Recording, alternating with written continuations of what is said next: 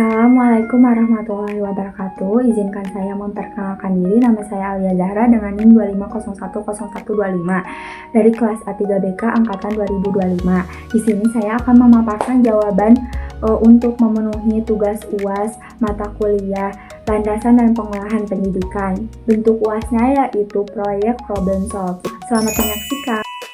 Saya akan menjawab nomor 2, 3, dan 5. Nomor 2 itu cakupannya soalnya mengenai makanan bergizi gratis. Yang nomor 3 itu pendidikan karakter. Dan nomor 5 itu rumusan masalah.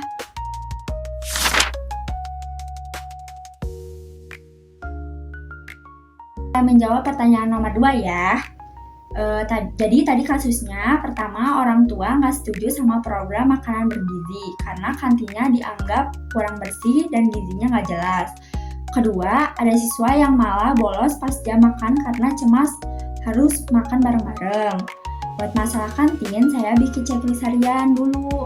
Jadi sebelum kantin buka, ada daftar cek satu-satu. Contohnya, tangan dan alat makan harus bersih, bahan makan disimpan rapat-rapat biar nggak kena debu, sama menunya harus lengkap, ada nasi, lauk, sayur, sama buah.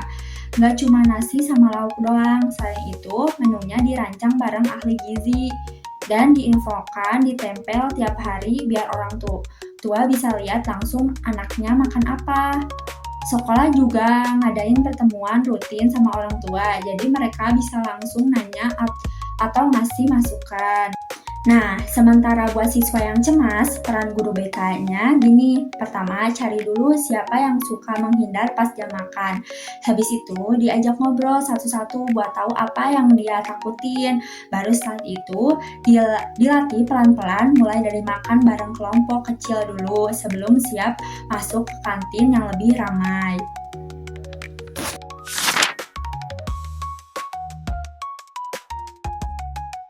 Menjawab pertanyaan nomor 3 ya. Di kasus ini, sekolah udah punya program disiplin yang ketat, tapi malah pelanggaran kayak tawuran dan bullying makin sering terjadi. Ini nunjukin kalau cara menghukum biar siswa takut itu ternyata nggak ngefek.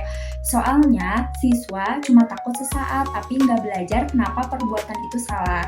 Makanya saya tawarin pendekatan yang berbeda. Pertama, dicek dulu aturan lama, dilihat di bagian mana masih ada hukuman fisik.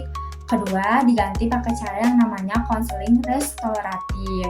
Jadi pelaku dan korban dipertemukan, diajak ngobrol bareng konselor, biar hubungan mereka bisa baik lagi. Dan pelaku diminta tunjukin tanggung jawab nyata, bukan cuma dimarahin doang. Ketiga, guru-guru juga dilatih biar mindset-nya berubah dari harusnya menghukum jadi harus membimbing. Terakhir, dibentuk tim siswa yang dipantau guru BK buat bantu jaga suasana sekolah dalam jangka panjang.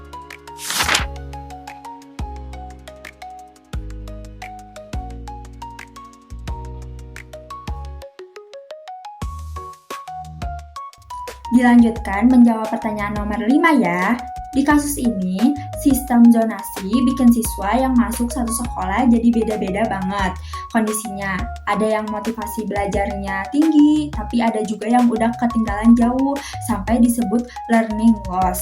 Solusinya, saya bikin pengelompokan kelas yang dicampur. Jadi siswa yang motivasinya tinggi digabung sama yang rendah, biar mereka bisa saling bantu dan belajar bareng-bareng. Tapi sebelum dikelompokin, semua siswa harus dites dulu, baik dari sisi akademik maupun kondisi psikologinya, biar sekolah tahu gambaran awal kayak apa.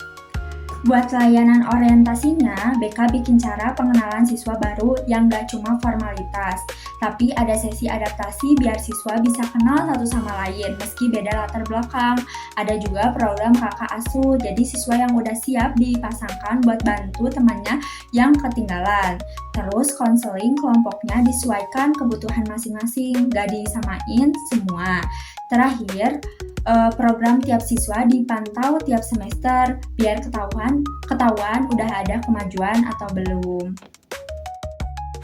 Sekian pemaparan jawaban saya. Terima kasih. Apabila masih banyak kekeliruan, saya mohon maaf. Wassalamualaikum warahmatullahi wabarakatuh.